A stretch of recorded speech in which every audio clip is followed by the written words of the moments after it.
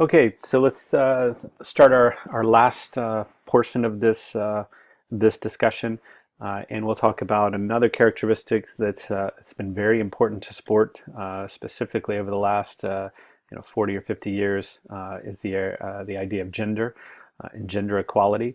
Um, let's start with definitions. So gender versus sex.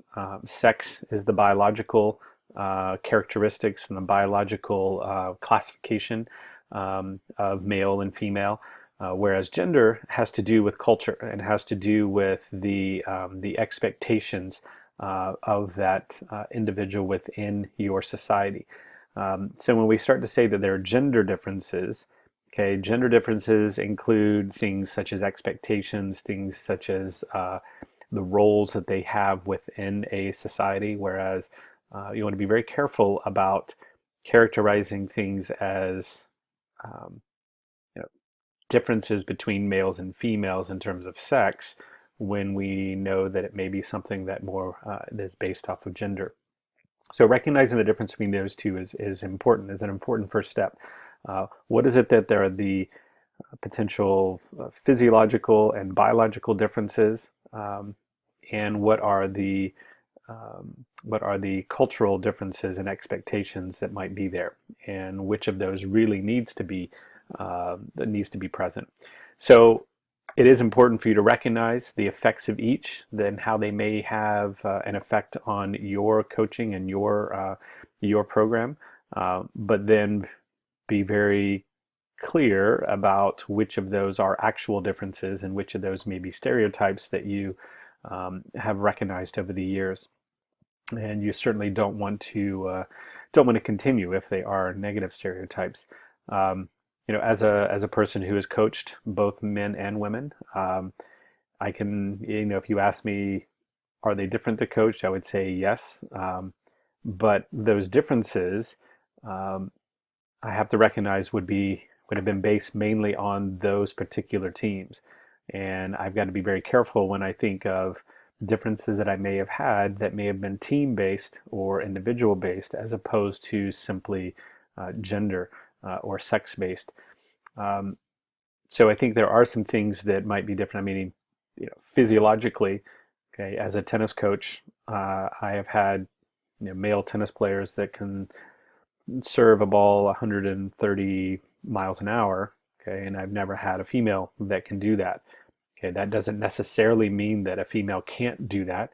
It just means that in the environments that I have been coaching in and the athletes that I have been working with, that hasn't been the case. Now, that doesn't suggest that one is better than the other, and simply because there might be strengths differences, certainly doesn't mean that I need to coach them differently in that regard. So that's, maybe the strategy might change, but certainly the interaction doesn't change simply because of a physiological difference like that.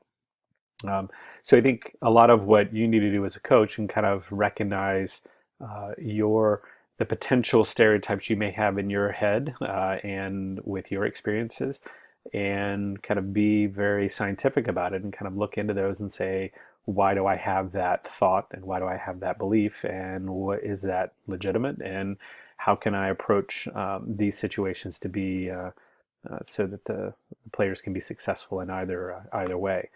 Um, and I know you all are aware and have kind of studied Title IX in the past in one way or another.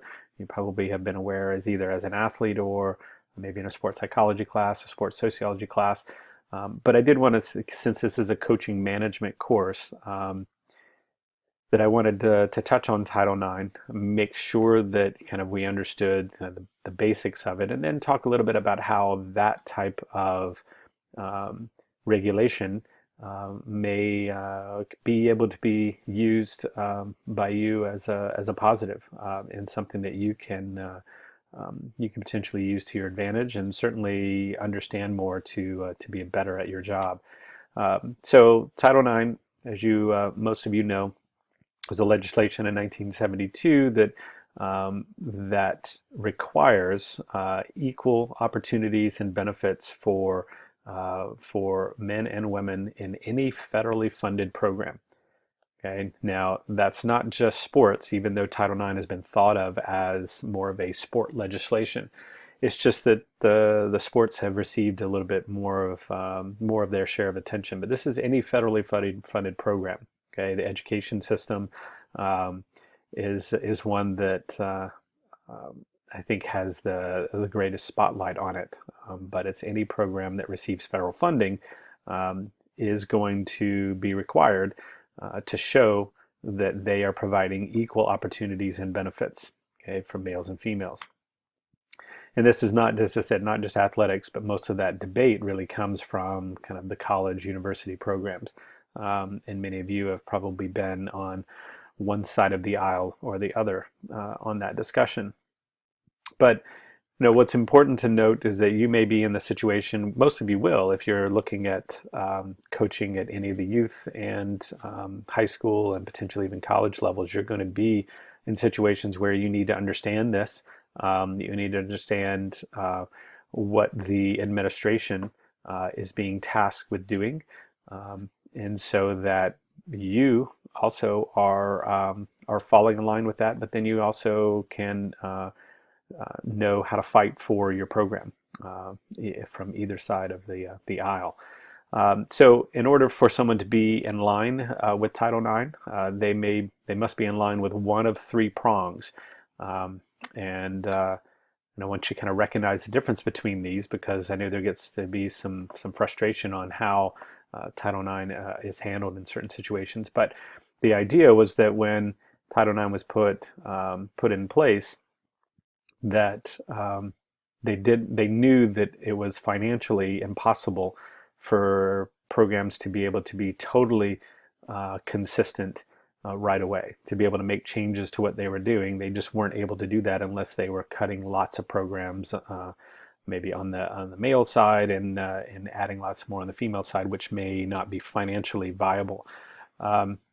So they gave kind of three ways in which someone can accomplish or be in line with Title IX. One is proportionality. Okay, so if you have 50% male and 50% female in a particular university or program, then everything can, if everything else is 50% in terms of the money, in terms of the number of spots on a roster, in terms of the opportunities that are given, if all is proportional to what you have in that particular institution, then you can claim that you are in line with Title IX. So if you're 80% female and 20% male within a university, then saying that your opportunities are proportional to the proportionality of your university, your institution, then you're in line. Okay, so that's the obvious one. That's the one that seems to makes the most sense for people, and is in the kind of falls in line with the original plan of of Title IX. Number two, though, is there's a continual expansion of opportunities for the underrepresented sex. So whichever sex is the underrepresented one within the proportionality or within the opportunities, if you can continue to show that you're increasing the opportunities for that underrepresented sex by, we've added a new program this year, and that new program is providing additional amounts of opportunities for females in most cases, and it's been females for athletic departments. Then you can show that you're moving in that direction. Then that's certainly going to that allow you to say you're in line. And you'll have to continue to show that to continue to remain in line. And then the third one is kind of, and I guess it's maybe a little bit catch-all, that says if you haven't been able to be successful in proportionality, you haven't really added anything new for the underrepresented sex, but you've also been able to show that you are accommodating all the interest that the underrepresented sex may have, then you can show that you're in line. So that means that, let's say, as most universities are across the country, let's say that Pacific is 60% female and 40% male, and maybe they, let's say, over the last few years, did not add anything new on the in terms of female athletic opportunities. But yet, if they were able to show that really there were no more interest in other opportunities, and Pacific actually did this many years ago, before football came back into play, was utilizing I think a survey that was done to try to figure out what other opportunities do our current students want and or would they like to have had, and there were not things that were shown to be needed or wanted beyond. I think that was also when lacrosse had come online, and we were also looking to start the rowing program. So those are things that had been started, but at the initial part of that was to do a survey to try to figure out what were the interests of the underrepresented sex, and did we feel as though we gave them opportunities that that satisfied. For example, it would not make any sense for you to try to have continual expansion using number two if it was something that was not of an interest of that underrepresented sex. So you may be expanding something but not providing opportunities to those that really deserve them. So Title IX basically says you need to be in line with one of those three prongs in order to be kind of on the correct line with Title IX. So how do we use information about gender and the differences that may be there? Notice I didn't really talk about a great number of differences. There are certainly going to be some differences we mentioned before in terms of when puberty occurs. Puberty tends to occur earlier for females than it does male. Now, the puberty doesn't make as dramatic of a physical stature change with females, and their growth spurt's not going to be as dramatic as most of the males. But recognizing that comes early can actually be a valuable thing, and kind of recognize that there's going to be some potential ways to that females may have an advantage on the growth. They may have a disadvantage if that growth spurt results in adolescent awkwardness. That those may happen at different points in time, and then how do you deal with that, and how do you assure that doesn't result in lack of motivation from your players and lack and frustration, and you have to be a better coach to be able to deal with those scenarios. So be educated in the physical differences, but be experienced in the team and individual differences. And what I mean by that is, educate yourself on what might be physical differences between males and females, and things that are true sex differences and that you need to be recognizing, because there are some. But also be educated or be experienced in that you need to recognize how those things don't necessarily mean that there's going to be performance differences, and in what situations that those differences might simply be individual. Myself, if I look and say, oh, well, yeah, coaching females was completely different than coaching males. Well, I have to recognize, was it because of that team, or was it because of something that's inherent to males and females and the differences, and maybe more ego-based with males, which is often a common thing that comes up, as opposed to more relationship-based in females. Is that something that's gender-based? Is it something that's sex-based? Is it something that was simply based on the participants that I had? And being aware of that makes you a better coach, okay? And you need to recognize what your stereotypes might be, and potentially how to cut down to not continuing those. And then be aware of Title IX and its requirements. How can you use it to your advantage to either support your team and argue for more support for your team, or being aware how that may actually kind of limit some of your opportunities, and then